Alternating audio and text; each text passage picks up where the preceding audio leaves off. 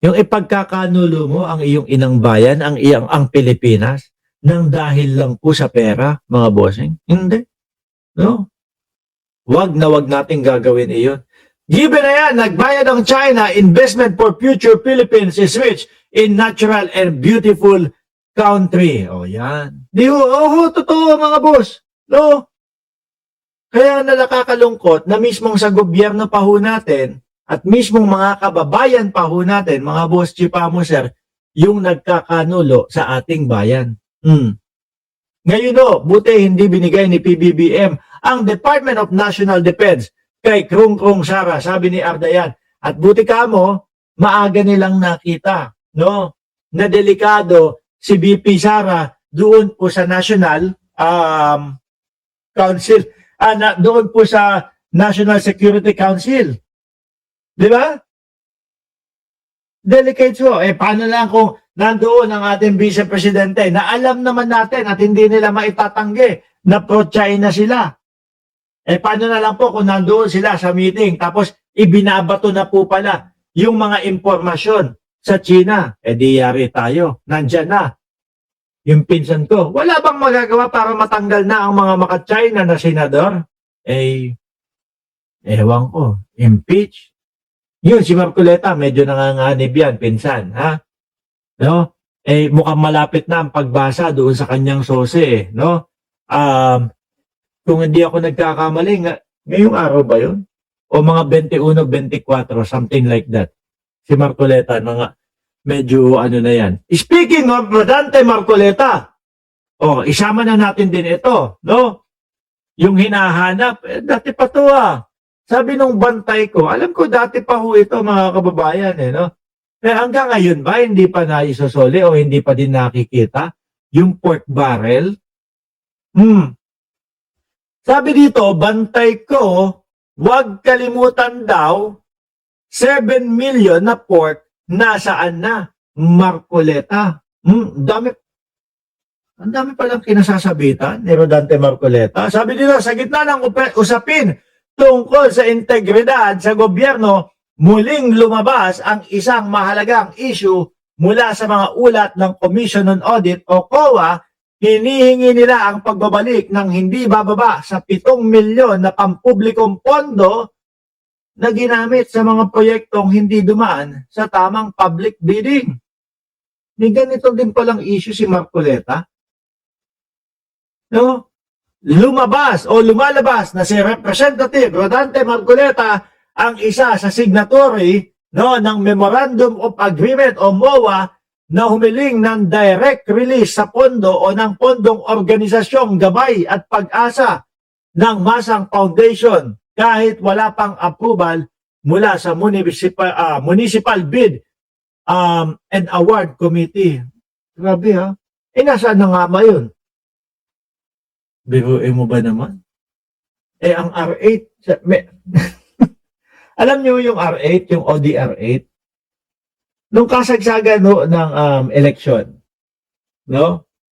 Merong mga nagpapakita na Audi R8, ano po yun? Kumbaga, sports car po na pwede mong mailinya doon sa mga Ferrari, mga bossing. Pero Audi ang may gawa. Yun yung pinaka-top nila na sports car.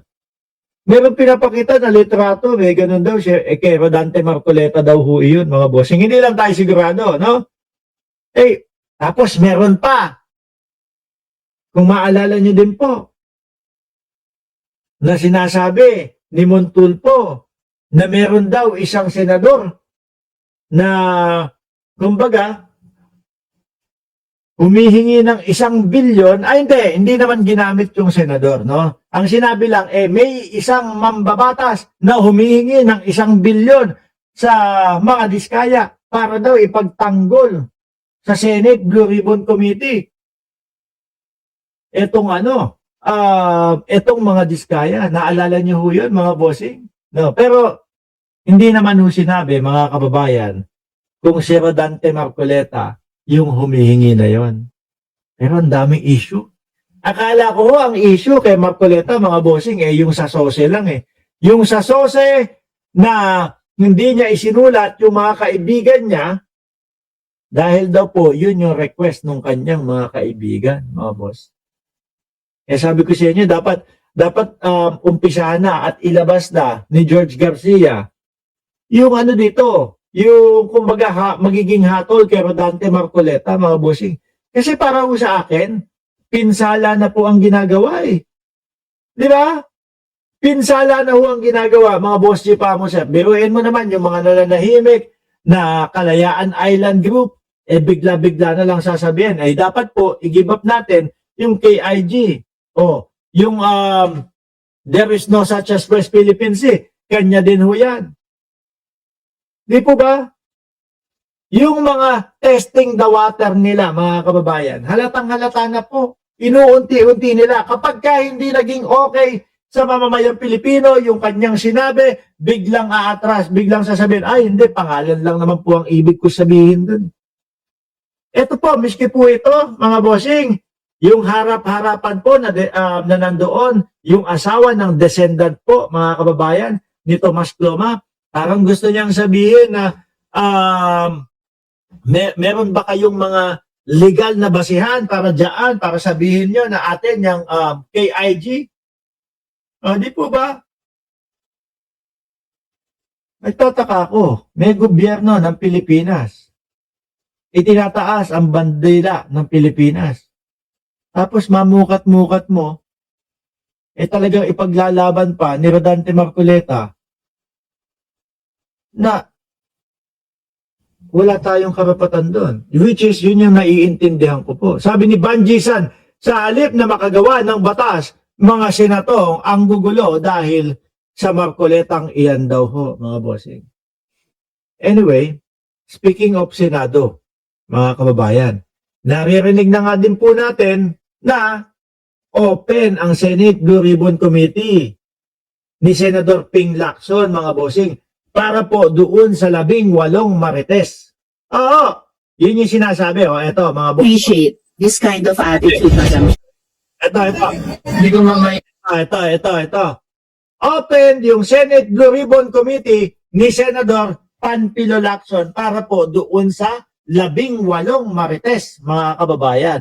Ngayon, alam naman natin na magiging style niya at estilo ng 18 marites, mga bossing, is parang si Gutesa lang din po yan . Si Gutesa, namuro yun nung panahon, nung siya ang nandoon sa Senado. Muntik din makontempt po yun, mga bossing. No? Ngayon,